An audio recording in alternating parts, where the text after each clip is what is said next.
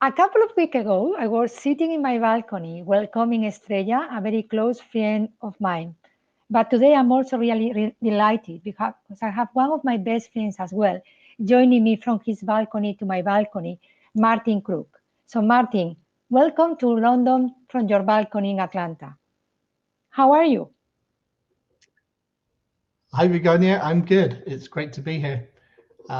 It's a cold, wet, rainy day in Atlanta, so I feel like I might be in London. Yeah, same here. So I don't think you will notice the difference today. So Martyn, I met Martyn when we were together in Coca-Cola some years ago, and then he moved uh, to his next step, and now he's working in United Healthcare as the Vice President of Business Insights and Analytics. And when I read about that, especially, working with healthcare in this moment, working on analytics and insights, and knowing what you have been doing for us in Coke, my first question will be about how is it about predicting the future? And what can you tell us about that? And I think this is a future that probably none of us could have predicted what was going to happen with COVID. And that in itself is probably a lesson to us about trying to predict the future, that we're not able to predict the kind of full picture. And very often in business, we're asked if we can give almost like a photograph of what the future is going to look like. And the reality is, with both research and analytics, all you can really do is to tell you what the components of that photograph are going to be, maybe what the settings of that photograph are going to be, the colors that are within it, and how important those things will be. And then the magic and the art really comes in how you combine those things and how quickly you're able to watch and monitor them, so that when things do start to change, you're able to predict what your next step at least might be. So within that picture, and I think it's an amazing metaphor of what is the reality of our job or your job every day, what's the role that words like modeling play? What's the difference between modeling and predicting the future? Yeah, so I think about it as the component parts of the photograph. So what we do with a model is to pick the pieces that we know have an important part to play, and then figure out how they interact with each other and run through different scenarios, which gives us an understanding of what we think might happen. Now, the problem with a model is that we can't control for everything. We don't know what all of the pieces will be. And in fact, when we put in too many pieces, we typically make the model less accurate. So the joke has often been that all models are wrong, but some models are useful. So then as we come to think about the future and we think about the component parts of the future, really what we're trying to do is to get the inputs to that model spot on, which in reality isn't something that is easy to do. But as we observe them happening, what we're able to do is start assessing what might happen next. And that gives us some perspective on what we need to do, what resources we need to deploy, if we need to change our current course of action to account for what we're seeing. Yeah, and I agree, it's not easy, and we do it our best way, and sometimes I guess we are scared because somebody asks you for the number. And when somebody asks me for a number, the number I normally say is 17.49. Yeah, you ask me anything, I will say 17.4.9. Yeah, because if you want a number, I have a bunch of numbers. If you want me to help you to predict the future, as you were saying, then that's a very serious conversation. It's different than just a number. Said so, based on the conversation, Yeah, and I I've had usually some say the answer is discussions 42. Yeah, that makes me more complicated because they want to grow a lot. So 17 makes me feel happy, but not that much. But you are right. When I was speaking with other people about the future, you always have the debate about what is better, to speak about present forward or to speak about a future back. Based on what you said on the models, It looks like you are much more into present forward, or I'm misleading you. What do you think about that? I think it's a combination of both. So it's like that classic statement when you open up your stock portfolio and you see that all predictions are based on past events. And very often that's exactly what ends up happening as we try and predict the future or build models. We look at past events to try and predict what's going to happen next. A classic example in our world, in the world of marketing, is to think about marketing mix modeling, which does a great job of explaining everything that happened last year, but doesn't always predict what's going to happen in the future year. And so a lot of the work that I've been involved in and that you've been involved in with me is thinking about how do we take that stuff and make it forward looking and predict what we think the likelihood of success of each of these pieces is. So instead of taking it as an absolute number, almost taking it as a series of probabilities. So some things we now have a high probability of being successful. If you run an ad with a piece of copy that's tested well, the likelihood is that you're going to have a positive output and a positive effect on sales. If you run a piece of promotional activity that in the past has had a high probability of success, is likely to have a high probability of success again in the future. The bit that we can't do is to figure out how to combine all of those pieces until we've actually seen them happen. And that's really where today I think what we end up doing is trying to predict the very near future. And we do that using faster moving metrics that effectively update that model. So as we're trying to make our predictions, we build tools that allow us to estimate what's going to happen tomorrow or how our advertising today impacts tomorrow, which means that we can take action very quickly and have an impact on the future.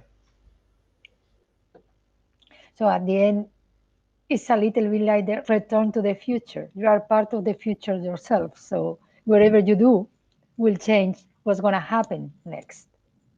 That's a very, it's a bit scary thought, I guess, but also it's a good thought because you feel like you are in control, but you don't know control of what because you don't know the impact. But that's really really, I will capture that thought because I think it's really one of the ones I will write down in I have a kind of notebook. When I capture something, I put it there. It will be one of the ones I'm going to put there. So thank you for that. Remember so what do we do with all those people that yeah, I will quote you. Who knows? Yeah, suddenly. In fact, we are here today because you have so many things to teach us, and we can learn a lot by just speaking with you. What about those people that come telling us the trends? I have kilos or pounds, wherever you want me to use as to measure of trends. So how do you do that when you say I'm predicting the future with a model that tends to understand the probabilities of something that happened in the past to happen again in the future, and then suddenly you have people speaking about the trends in a very abstract way, or in a very, I don't want to say qualitative because, but in a more conceptual way and less quantitative measure of when it's going to happen, which year, which month, where. So how do you combine both? Or what is your opinion on all those trends and all the futurists speaking about what's going to happen? And I think the answer is that the two play an important part. And you hit the nail on the head when you said that it's more of the kind of qualitative perspective. I would have actually called it the art. So there's kind of art and science that goes into this. And what the trends are often doing is identifying things that we have not yet seen. And so we're unable to build historical models from them because they're things that we haven't seen. And so what you end up doing is trying to figure out what those are going to do in the future, how those are going to impact your immediate business. And the trick is figuring out which ones of those are actually long-term trends and they're going to stick around for a long time, and which ones of those are trends are actually fads and they're going to be relatively short-lived. Many years ago, I worked on the cereal business, breakfast cereal business. And within the breakfast cereal business, we were hit hard when Atkins came in the first time round. And so the question that we were asking ourselves was, is this going to be a long-term trend? Are we going to see a decline in the breakfast cereal category, forever? Or is this something that's going to be relatively short-term?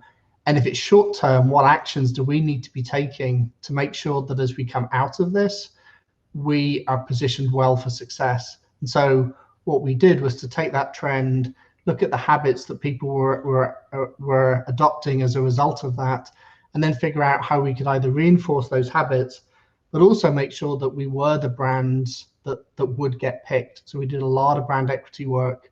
And in fact, coming out the back of that period of time with Atkins and the work that we've done, we actually gained share and gained equity on most of our brands, which put us in a good position as the market recovered and Atkins became more of a thing of the past. Well, I think that's really key, to differentiate what's something that is going to be a fashion, something that is going to just be there for a while, versus something that is going to be a trend. And also I connect this, if I might, with your comment about you can be sometimes the trigger for a future different from the one you want. Let me try to elaborate a little bit. What I'm trying to say is that sometimes we companies get scared about something, and then we invest on that because we think it's going to be future. And sometimes that was just a trend, something that was going to finish, a fashion that was going to finish.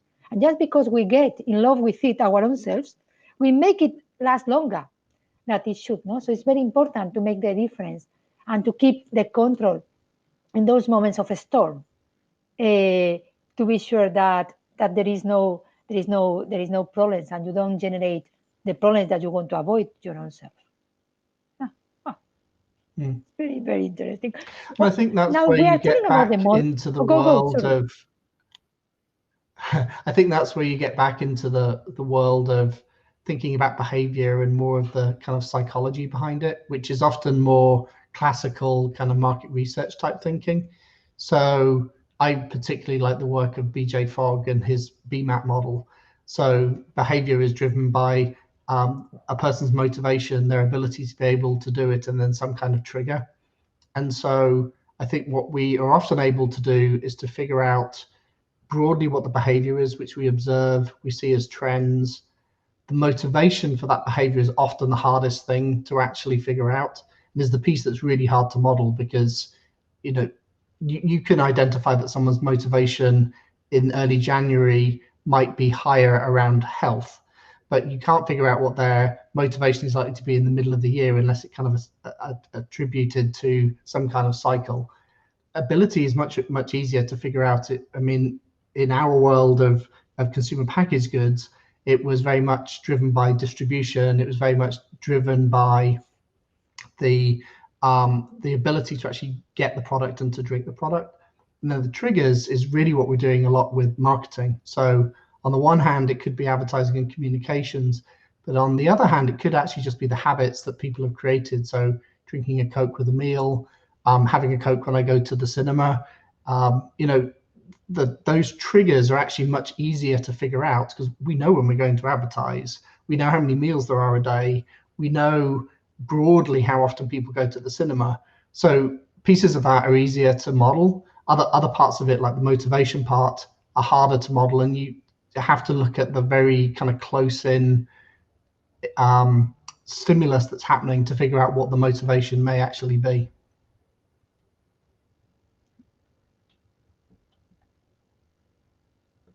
Yeah, and I think the most something is within a routine, the easier that you can trigger it, while when it is not in a routine and it's something sporadic, you rely more on the motivation than on the habit, or than on the situation. So those are the ones that are more difficult to predict and to generate, I guess, to trigger them. Yeah, you need to invest more. And I think when you look at trends, looking at the whether they're forming habits and how they're kind of falling into people's lives. So is it becoming part of a routine, or is it something that sits separately? Is a good way of identifying whether this is really a trend and something that we need to take action around, or whether it's something that's likely to be relatively short-lived. Well, I think we are in a very unique moment to see, it's not trends, it's a bit force, but I guess it's changing a lot our habits. Maybe, if this were in a different way, you and me will be sitting in one of these places because you will be in London or I will be in Atlanta and we'll be having this chat together on the same sofa. While, today we are doing it in a very different way. So I think that's one of the key questions that is to be seen, is which of the things that are changing today will stay and which ones were just something that was there, not because of fashion in this case, but much more because of it's the only thing you can do, obligation, but still you will change them. So what do you think is going to affect more? The things that are going to stay. Why do you think some things are going to stay? And I know this is not about the models, and we will come back to models after this, but I'm speaking about the COVID situation. What do you think are the things? So why some things will stay? Which is the motivation you think is going to help things to stay?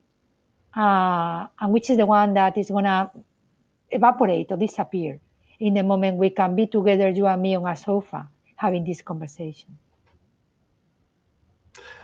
This might be a better conversation over a glass of wine, but actually, as I think about it, back in that BMAP model, there's a few things that have changed that I think changed the way that we're living during COVID.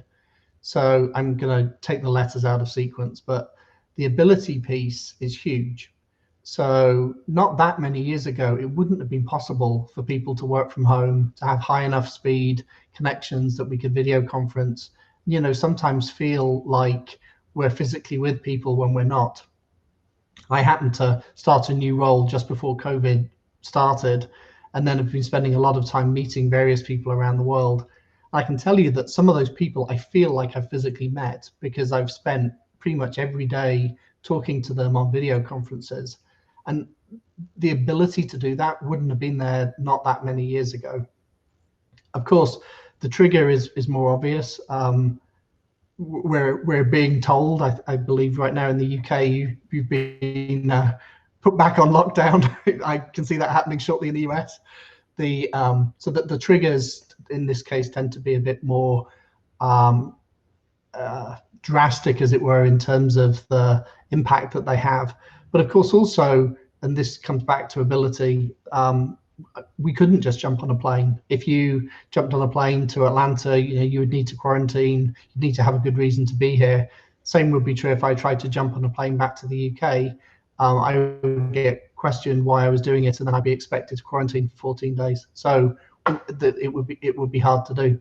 But then I think as you look at the habits that we've built, so I've been chatting to several of my colleagues about this, coming down and sitting at your desk, being at your desk at 7 o'clock in the morning, the hour commute gone, using that extra hour to actually be able to get work done. And then at the end of the day, being able to spend a bit of extra time with the family, to go out for a walk or to do something that's a little bit more active.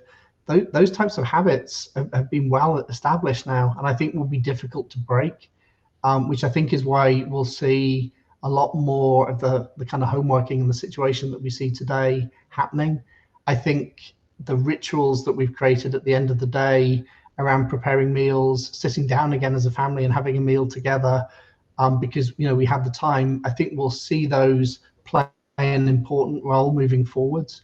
And then of course, from a business perspective, I think a lot of businesses expected to see a drop in productivity that we really haven't seen. In fact, some of the businesses I've spoken to have talked about how there's been an increase in productivity because people get that extra hour at each end of the day, and often that's your most productive time.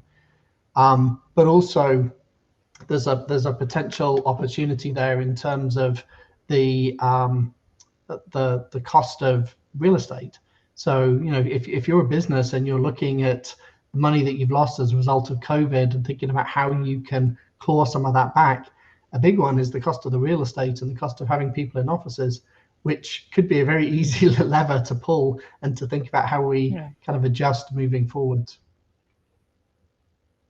Yeah, you are completely right. In my case, I have been at the office for only 4 times because, here in UK, there was a moment that we were told in the middle of August, a month ago, go to the office. If you can go, go.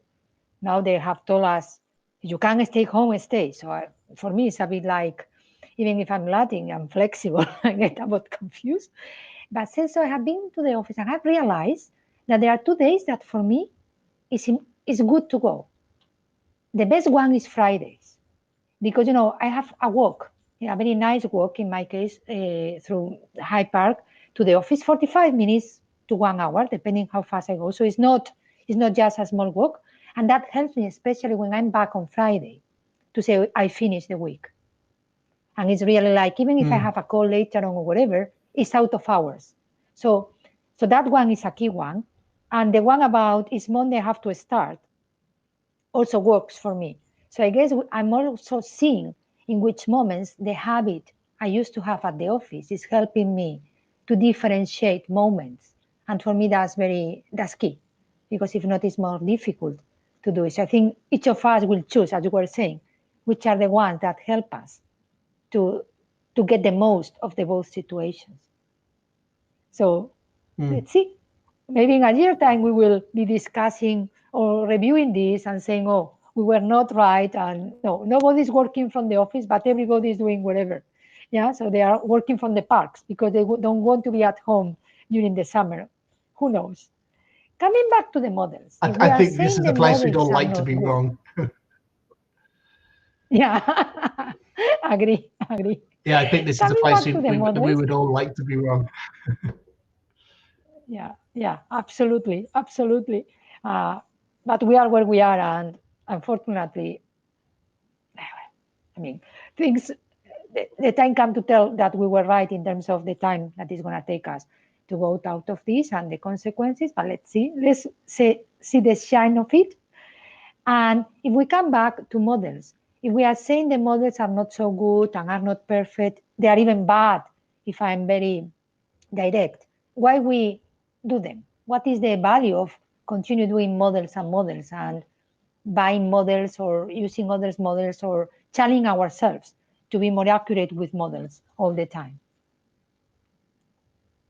This comes back to the adage of all models are wrong, some models are useful. So very often the thing that's most useful about a model is the conversations you have beforehand when you're actually going about building it, to figure out what the component parts, the colors, as the analogy I used earlier of the photograph are. Because in doing that, you can get the organization aligned and you can end up kind of playing as one team. The other thing is, very often the reason they're useful is they align you to the pieces of the business that, if we improve them, would ultimately lead to a more positive outcome for the business. So it just serves as a framework to get the team playing as one team. I know you and I in the past have talked about, a bunch of children playing soccer, and you watch and there's absolutely shit happening out in the field, to watching a group of adults who have a clear playbook. They understand what each of their roles are and they understand what the ultimate goal is. And I think the difference between the two is kind of the model and the conceptual way in which you think about how you pull all of this information together to get to a common goal. And so the importance or the value of the model is in figuring out what those component parts are and then getting people aligned to them so that we're chasing after the same thing. And within that context, where do the best models come from, in your opinion? I like that question. So the most useful models that I've come across are models that we've borrowed from other places. So one of the models that we put together was really to try and figure out very early stage products that were not yet truly competitors to the world that we lived in, but were small enough that either we could potentially acquire or we could go develop our own version of those things. And they're really hard to find. And they're hard to find because very often they're in a different distribution channel to the one that we typically focus on. Very often they're too small to be picked up by the likes of Nielsen or IRI. And so consequently, we don't see them in our data until they're too big to do anything about. And so what we did was to say, well, what other industries have this type of problem of trying to find things when they're relatively small, but look like they have a lot of mileage behind them. And so what we did was to go and talk to Sony and talk to them about how they identify and model new music talent, and how we could take that model and apply it to what we saw using all of the various data feeds that we had to be able to predict new products that were very small, and how big and potentially impactful they'd be for us. And we found that model worked very well and validated nicely, but we got it by looking at another industry and trying to think more broadly. Yeah. The other example you and I have talked about a few times is Kalman Filters, which is the mathematics behind a GPS. It's also the mathematics behind missile targeting as well. And one of the reasons why we really liked Kalman Filters is, if you think about marketing and what we're trying to do with our brands, we're setting a destination that we want to get to, setting a growth target, setting a penetration or an incidence target for a particular brand. And then we're taking activity along the way to try and get there. And what this type of model allows you to do is to figure out how effective each one of those pieces of activity has been in almost real time. So you can get an answer the next day that actually the turn I just took or the piece of advertising I just did actually moved me towards my destination. And this other activity that I did not. So it allows you to make trade-offs in a very short period of time about what you need to do to go and hit your target. And the reason that's important is because in a world where we can't truly predict the future, being able to predict the next day and actually take action on it will get us closer to where we think the future is ultimately going to be. And it brings it one step closer, as it were.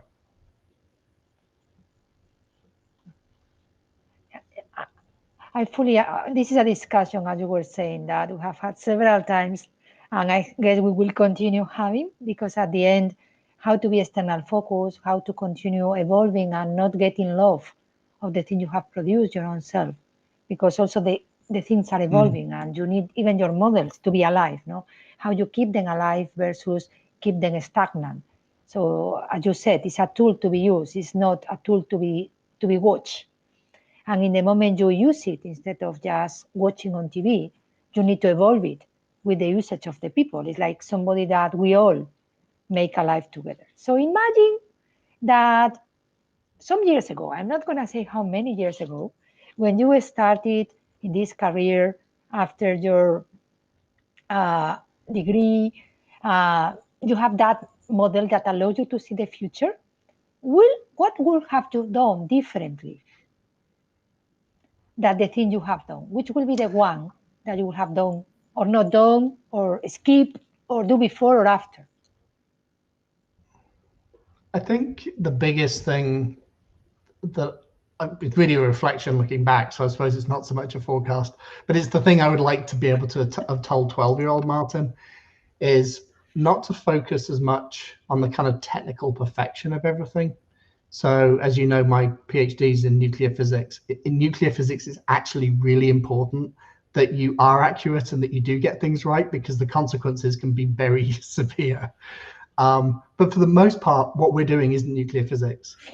Making a misstep on marketing is not going to cause an explosion that wipes out a whole country. But what is important is to be able to look at the information that you do have, pull together information from multiple places, and then tell a really good story that actually convinces someone to go and take action in a different way.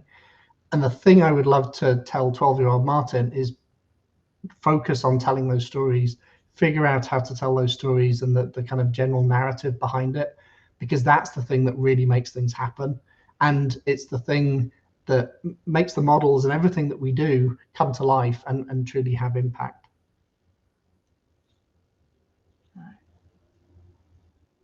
Yeah, for me, it's always amazing to see your career and how you move from a very technical and with a lot of responsibility thing to really enjoy the Coke side of life, which is a bit more lighthearted. Thank God, yeah. If not, life can become too complicated. So I always do 3 questions to everybody that is with me in their balcony to my balcony. You already answered one of them. I guess you were close to answering the second one, but just to give you the chance to add something. If you have to give any advice to a new researcher, somebody that is entering in this career, in this world where you and me are, which will be that advice? Forget about Martyn advice. Think about somebody else like me. Which advice you will give to somebody like me if you see me some years ago? It's the same advice that I always give people when I give them career advice in my teams as well, which is to figure out the things that you really love and then figure out how to take them to the next level. So I think we've all been guilty at some point of trying to do something because we thought it was what it was expected to get to the next level or to be successful, rather than to think about how we use the things that we really love to be successful at the same thing. And so, when you chase your passion, it comes across in everything you do. It engages the people around you. And often it's the thing that turns out to be truly groundbreaking. And that's the piece of advice I would give people is find your strength, find the things you love, and then figure out how to use that to be successful. I think it's a very wise advice. There is times that I always say we run to catch a train without knowing where the train goes, or even knowing that the train doesn't go to the place where you want to go, but because everybody is running to catch that train, you run in the middle of them, and then you're in the train and you're like, why am this train? I never wanted to go to that place. I know it's a place, it's full of mosquitoes, and I hate mosquitoes, or whatever. Yeah, so I can portray myself completely in that situation. And just my last question, and then I guess next time we see each other is going to be with the other people's questions to you, because those today were mine. I know you have nieces and nephews that you really love. Would you recommend them this career? Would you recommend them the research career for them, and why? I would, in that I think the opportunities to look across and truly understand kind of end to end what a business is are great. If you sit in actually the research or analytics functions, you have the opportunity to to move between lots of different things, and I think that in itself both makes the job interesting because it's constantly changing, but also it's easy to see the impact of the things that you are doing, which many people take roles that they can't see the impact, and I think ultimately that's what leads to burnout. So just from that engagement and the ability to be able to see the impact of what you do, I would recommend it. I also would recommend, though, that this comes back to the advice to 12-year-old Martyn of really figuring out how to tell the story, how to pull together all of those component pieces, whether they be the things that you've just done the research on, other observations that you've had, other reading that you've done, other desk research that you've done, and pull all of those things together and then be able to tell a really powerful story. And that will make you successful in almost any career. I think I would like to be your niece. Then I will have avoid my own self a couple of situations that were not that nice. I don't regret, but still. So thank you, Martyn. Such a pleasure having this chat with you. I guess we will see, as I said, each other in a day or so with the questions for other people for you that I hope they will enjoy as much as me listening to the answers and sharing with them all your knowledge and your experiences. Such a pleasure seeing you, even if it is through the screen. It looks like it's not exactly the same as a year ago when we were together, but almost. So thank you for joining me today. Almost. Thank you. It's been great to catch up, Begonia.